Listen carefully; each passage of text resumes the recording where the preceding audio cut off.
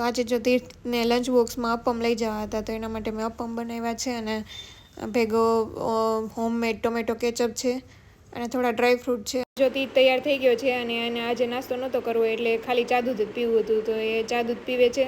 Good morning Tirth. Good morning. જય શ્રી કૃષ્ણ. જય શ્રી કૃષ્ણ. હવે બસ 2 જ પેપર બાકી રહ્યા. કેમ? ચાલ જલ્દી જલ્દી પી લે, હવે બસનો ટાઈમ થઈ ગયો છે. તો આજે જો કેટલા દિવસ પછી એકદમ ચોખ્ખું વાતાવરણ થઈ ગયું છે, સરસ બધા ડુંગર દેખાય છે. અહીંયા જો જૈન દેરાસર છે એ બી સરસ ચોખ્ખા દેખાય છે.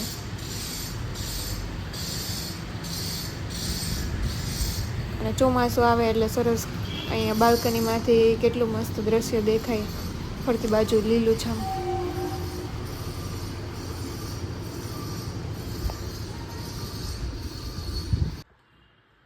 તો જો હું છેલ્લા 2-3 દિવસથી મંદિર સાફ કરવાનું વિચારતી હતી, પણ તીર્થની એક્ઝામ ચાલે એટલે બપોર પછી એને બધું પાકું કરાવવાનું ને એવું બધું હોય, અને સવારમાં બીજું બધું કામ હોય એટલે મંદિર સાફ કરવાનું રહી જતું હતું. ને કાલે તીર્થને કોમ્પ્યુટરનું પેપર છે અને એ થોડું ઇઝી છે એટલે એને પાકું થઈ ગયું છે. એને સાંજની રસોઈ બનાવવામાં થોડો ટાઈમ બાકી છે, તો વિચાર્યું કે ચાલો આજે મંદિર સાફ કરી જ લઉં. તીર્થને મેં કોમ્પ્યુટરમાં પૂછ્યું, બધું આવડી ગયું એટલે એને ગેમ જોવા માટે આપી છે થોડી વાર માટે. અને અહીંયા જો મેં મંદિર સાફ કરી લીધું છે અને નવી પીછવાઈ લગાવી છે. આ પીછવાઈ મેં જાતે પેન્ટ કરેલી છે, જે ફેબ્રિક કલરથી. અને મને એટલું બધું ફાવતું નથી, પણ શીખવાનું ને 2 કામ થાય એટલા માટે. અને આ પીછવાઈ મેં 2-3 વખત વોશ કરી લીધી છે, પણ એ કલર એમને એમ છે, કલર નથી જતો. તો જો અહીંયા હવે આપણું મંદિર સરસ સાફ થઈ ગયું છે.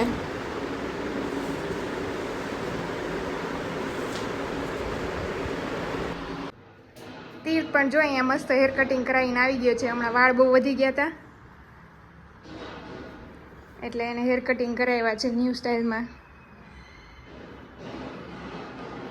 આમ જો, આગળ જો, આગળ જો.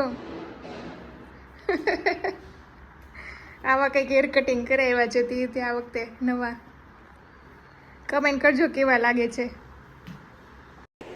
તો જો આજે જમવામાં સાંજે ખાટા ઢોકળા બનાવ્યા છે. તો એક ડીશ તીર્થ માટે એમને મોરી ચટણી વગરની રાખી છે, અને એક ડીશમાં આ રીતે લસણની ચટણી હું છૂટી છૂટી નાખી દઉં છું. જો અહીંયા પાણી પણ ઉકળીને ગરમ થઈ ગયું છે.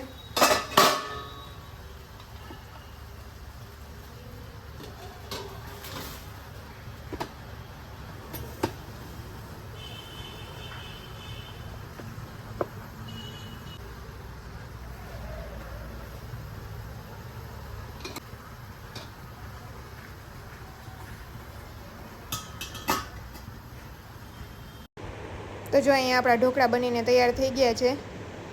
અને નિહાલને ઢોકળા ન ખાવા હોય એટલે એના માટે અહીંયા સેવ ટમેટાનું શાક બનાવ્યું છે. અહીંયા એક ગેસે દૂધ ગરમ કરવા મૂકી દીધું છે અને રોટલી માટે લોટ બાંધી લીધો છે.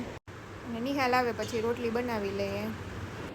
જો હવે સાંજે જમીને ફ્રી થઈ ગયા છીએ અને 9:30 જેવું થઈ ગયું છે. અને દીકને સવારે વહેલું સ્કૂલે જવાનું હોય એટલે હવે બસ સુવાની તૈયારી કરી લઈએ. અને દીક જો સાંજે હવે અમે સુતી વખતે જે શ્લોક બોલીએ છીએ એ શ્લોક હવે બોલે છે. કૃષ્ણાય વાસુદેવાય હરે પરમાત્મને પ્રણત કલેશનાશાય ગોવિંદાય નમો નમઃ.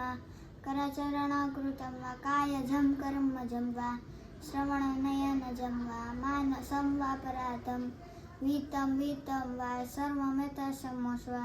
જય જય કરરામ તે શ્રીમહાદેવ શંભો.